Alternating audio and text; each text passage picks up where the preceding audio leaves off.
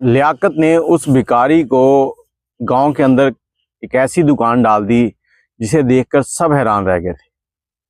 Liaquat airport पर बैठा हुआ सोच रहा था कि आज मैं सऊदीया जा रहा हूँ, सऊदीया से अगर वापस आऊँगा तो कुछ बन के आऊँगा और अपने इलाके का अमीर तरीन शख्स बन के आऊँगा। क्योंकि जब लियाकत की वालदा फौत हुई थी तो उसके कफन दफन के लिए लियाकत लोगों के पास पैसे नहीं थे। किसी इलाके के बंदे ने इतनी मेहरबानी नहीं की कि इनको पैसे दे दें, उनको यही था कि ये वापस कहाँ से करेंगे। और फिर गुजरते हुए एक फ़कीर ने उनको पैसे दिए अपने कटोरे में से निकाल के, जो उसने चंद दिनों से जमा कर रखे थे, और माँ का कफन दफन किया था। इतनी देर में अनाउंसमेंट होती है और लियाकत जो है वो चढ़ जाता है जहाज़ पर, जद्दा एयरपोर्ट पर उतरता है। उतरकर बैग उठाया हुआ कंधे पे और बाहर की तरफ आ रहा है। एक टैक्सी वाला आता है, वो कहता है भाई कहाँ जाना है। लियाकत कहता है भाई मेरे पास पैसे भी नहीं है, मंजिल भी नहीं है, पता नहीं मैंने कहाँ जाना है, अब तुम बताओ कहाँ ले जाओगे। टैक्सी वाला कहता है भाई गाड़ी है, इसमें पेट्रोल डलता है, पैसों से डलता है, फ्री में नहीं आता। आगे बढ़ जाता है। लियाकत अपना बैग कंधे पे रखता है और एयरपोर्ट से बाहर की तरफ निकलता है और रोड पे आ जाता है। रोड पे अभी थोड़ा सा चल ही रहा होता है, पीछे से एक अरबी आता है, इसको पूछता है किधर जाना है। ये उसको कुछ बताता है जो चीज़ होती है कि मेरे पास पैसे नहीं, कुछ नहीं है। तो अरबी समझ नहीं पाता, वो इसको गाड़ी में बिठाता है और आगे ले जाता है। अरबी अपनी गाड़ी ठीक करवाने जा रहा होता है। जहाँ वो गाड़ी ठीक करवाने जाता है वहाँ पहुँचता है, इसको उतारता है। तो आगे जो वर्कशॉप होती है वो नादिर नामी शख्स की होती है। अब नादिर नामी शख्स जद्दा के अंदर बहुत मशहूर ये कार मैकेनिक था। ये उसके पास पहुंच गया।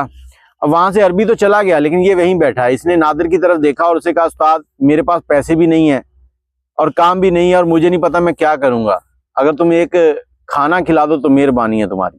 नादिर ने इसको कहा कि चलो बैठो गाड़ी में। बैग अंदर रखा, गाड़ी में बिठाया और कहा कि आज तुम्हें सऊदीया की सबसे मशहूर डिश खिलाता हूँ जो कि मंदी है।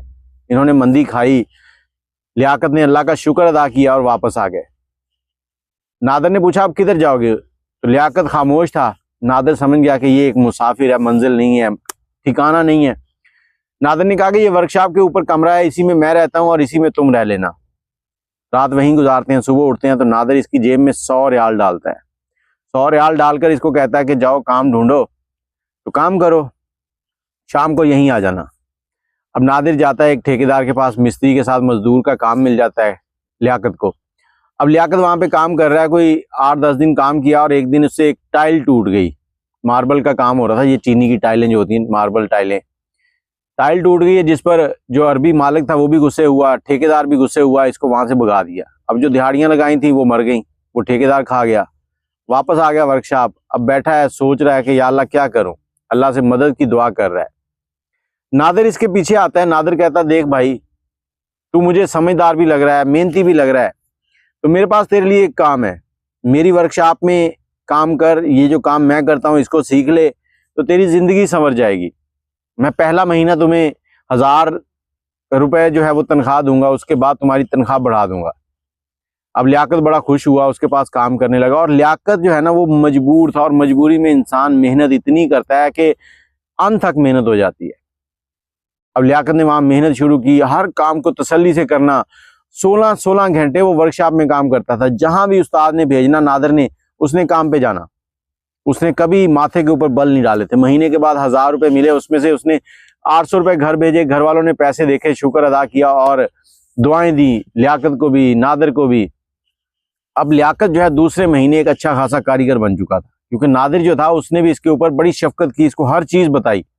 दूसरे महीने जब ये कारीगर बन गया तो नादिर ने इसकी तनख्वाह जो है वो 1500 कर दी। 1500 तनख्वाह मिलने लगी, दोनों की जिंदगी अच्छी गुजरने लगी। और ये जो लियाकत था, ये हाथ की सफाई इतनी थी कि गाड़ी खोल के बंद कर देता था, लगता था जैसे कंपनी से बंद होके आई है। अब जद्दा के जो सऊदी थे वो उनकी कोशिश होती थी कि इसी वर्कशॉप में जाके काम करवाएं। अब बहुत से लोगों ने लियाकत को कहा कि देखो सारी वर्कशॉप तुम्हारी वजह से चलती है, यहाँ दिन दुगनी रात चौगनी कमाई हो रही है, तो तुम इस वर्कशॉप को छोड़ो, अपनी वर्कशॉप बनाओ, हम तुम पे पैसा खर्च करते हैं। लेकिन लियाकत एक नस्ली शख्स था, एक माँ बाप का सुलझाया हुआ, मजबूरियों से लड़ा हुआ शख्स था।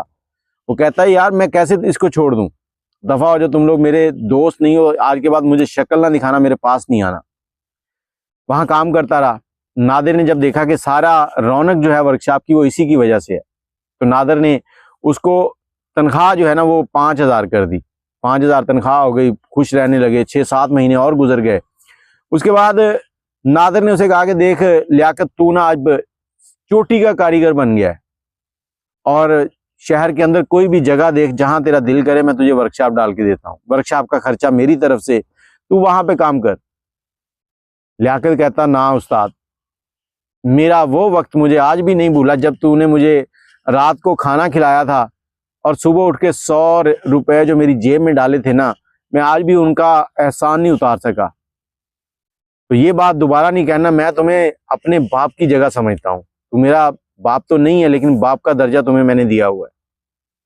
अब नादिर जो है वो बड़ा खुश हुआ और उसने सारी वर्कशॉप इसके हवाले कर दी। अब नादिर के घर पे कुछ मामला ऐसे चल रहे थे कि उसको पाकिस्तान वापस आना पड़ा। उसने सारी वर्कशॉप जो है वो लियाकत के हवाले की। उसने कहा आज से तू इसका मालिक है। वो पाकिस्तान आ गया। लियाकत ने वहां पर जी जान अनथक मेहनत की और 4 से 5 वर्कशॉप्स और खोल ली पूरे शहर के अंदर, मुख्तलिफ इलाकों के, क्योंकि लोग कभी कोई उस कोने से आता था, कोई उस कोने से। इसने सब कोनों में वर्कशॉप खोल ली और इसका काम सिर्फ यही था कि सुबह इसने निकलना है, सारी वर्कशॉप का चक्कर लगाना है, जो गाड़ियों का काम हो रहा है उनको देखना और लास्ट में उनकी फाइनल चेकिंग करके कारीगर के मालिक के हवाले करनी।